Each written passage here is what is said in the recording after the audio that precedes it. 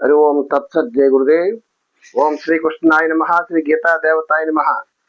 భగవద్గీత 14వ అధ్యాయం గుణత్రయ విభాగ యోగంలో 15వ శ్లోకాన్ని పరమాత్మ చెప్తున్నారు.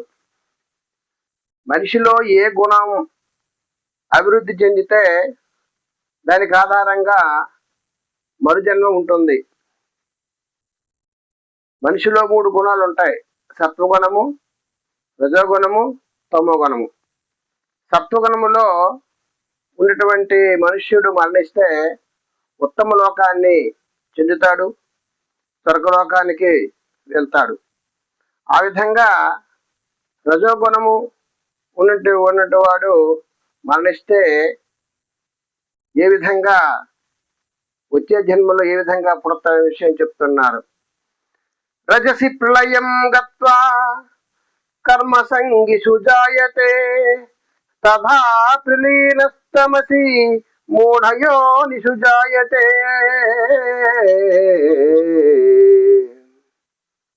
15వ శ్లోకాలు చెప్తున్నారు భగవద్గీత 14వ అధ్యాయం. రజోగుణము వృద్ధి చెందినప్పుడు మృత్యువు ప్రాప్తించినతో అతడు కర్మాసక్తులైన మానవుల్లో జన్మించును. రజోగుణములో ఉన్నటువంటి వాడు మరణిస్తే వారి మనసులో కూడా రజోగుణం ఉంటుంది, ఈ అన్ని ఇంద్రియాల్లో కూడా రజోగుణం ఉంటుంది. అనేక రకాల కర్మలు చేస్తూ ఉంటాడు. ఆసక్తితో, తృష్ణతో ఆ సంఘాన్ని ఏర్పరచుకొని విషయాదులందు ఆసక్తి కలిగి ఉండి దుఃఖాలను అనుభవిస్తూ సుఖాలను అనుభవిస్తూ అనేక రకాలైనటువంటి మనసు చంచల స్వభావంతో ఆ విధంగా ఈ మానవుడు రజోగుణం ఉండడం వల్ల ప్రవర్తిస్తూ ఉంటాడు. ఆ రజోగుణం బంధిస్తూ ఉంటుంది ఆ మనిషిని. రజోరాగాత్మక విద్ధి తృష్ణ సంఘ సముద్భవ. రజోగుణం ఏం చేస్తుందంటే ఆ మనిషిని బంధముతో, కర్మతో, కర్మఫలాసక్తి కలిగి ఉండడం వల్ల, ఏదో కావాలని ఆశించి పనిచేయడం వల్ల, నేను నాది నా వల్లే జరుగుతుందని అహంకారముతో, అసూయతో, ద్వేషముతో, అనేక రకాలవంటి పదవి వ్యామోహములో, పదవీ కాంక్షలు, అధికార కాంక్షలు, అనేక రకాలైన కర్మలు చేస్తూ ఉంటాడు రజోగుణం కలిగిన వాడు. అహంకారంతో నేను చేస్తున్నానని ఆ విధంగా ఉంటాడు. అసూతే ఉంటాడు, తృష్ణ కలిగి ఉంటుంది. ఎక్కువగా ఏంటంటే రాగద్వేషాలు కలిగి ఉంటాయి ఈ రజోగుణం కలిగిన వారికి. వారు చేసిన పని మనం తెలుసుకోవాలంటే ఈ లోపల ఉన్నటువంటి రజోగుణం ఏ విధంగా పనిచేస్తుంది అనే విషయం మనం తెలుసుకోవచ్చు. వాళ్ళు చేసిన కర్మ తాలూకా విధానం బట్టి తెలుసుకోవచ్చు అని చెప్తున్నారు. రజోగుణము వృద్ధి చెందినప్పుడు మృత్యువు ప్రాప్తించినచో, ఆ రజోగుణము కర్మలు చేస్తూ ఉంటూ వారు మరణించినచో అతడు కర్మాసక్తులైన మానవుల్లో జన్మించును. కర్మాసక్తులతో ఉన్నటువంటి మానవ జన్మ ఉంటుంది. అటువంటి జన్మలో అటువంటి కుటుంబంలో ఆయన జన్మిస్తూ ఉంటాడు. ఆ తర్వాత తమోగుణం వృద్ధి చెందినప్పుడు మృతి చెందిన మానవుడు పశు, పక్షి, కీటకాది నీతి యోనుల్లో జన్మించుచుండును. తమో గుణంలో ఎవరైతే ఉన్నాయో వారు అనేక రకాలవంటి సోమర్తనము, నిద్ర, ప్రమాదము, ఆలస్యము, మరుపు ఇవన్నీ కూడా అతనిలో ఉంటాయి. మనసులో తమో గుణం ఉంటుంది, ఇంద్రియాల్లో తమో గుణం ఉంటుంది. వారు చేసే ప్రతి పని కూడా ఏంటంటే ఆలస్యంగా, సోమర్థంగా, అజ్ఞానంతో పనిచేస్తూ ఉంటాడు. ఏ పని చేస్తాడో వాడికి తెలియదు, ఎవరితో ఏ విధంగా మాట్లాడతాడో తెలియదు. ప్రతి విషయాన్ని కూడా పోస్ట్ పని చేస్తూనే ఉంటాడు. రేపు చేద్దాం, తర్వాత చేద్దని ఆ విధంగా రోజు రోజుకి రోజు చేయవలసింది 4 రోజులు చేస్తాడు, 4 రోజులు చేయవలసింది 10 రోజులు చేస్తాడు, తర్వాత చేద్దామలా ఇప్పుడే ప్రమాదం అనే విధంగా ఈ సోమరితనంతోని బద్ధకం అంటారన్ని. ఎవరినైతే తమోగుణం అధికంగా ఉంటుందో వారు బద్ధకస్తులు, స్వామిగా ఉంటారు. ప్రమాదాలస్య నిద్రాభి, ఎప్పుడు నిద్రిస్తూనే ఉంటారు, ఎప్పుడు నిద్రావస్థలో ఉంటూనే ఉంటారు. ఆ విధంగా తమోగుణం కలిగిన వారు మరణిస్తే వాళ్ళు ఏం చేస్తారు? మృతి చెందిన మానవుడు పశు, పక్షి, కీటకాది నీతి యోనుల్లో జన్మిస్తారు.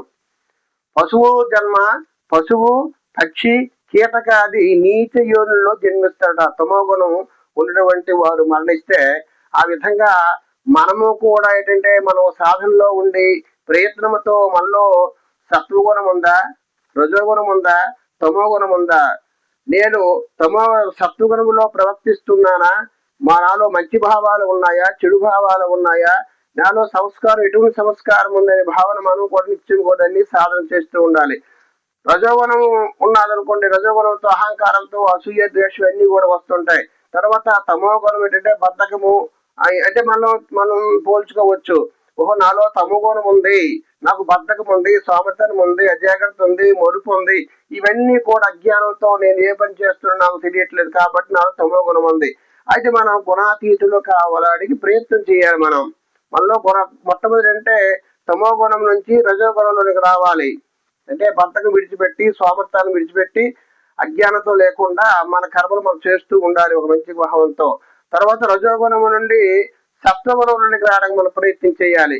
అంటే సప్తగుణం అంటే ధ్యానం చేయడము, జపం చేయడము, గురువుని గురువు తాలూకా అనుగ్రహం కావాలి, శాస్త్రం చదువుతుండాలి, జపము ధ్యానం చేస్తూ ఉండాలి, శాస్త్ర పఠనం చేస్తూ ఉండాలి, అనే గ్రంథాలు చదువుతూ ఉండాలి.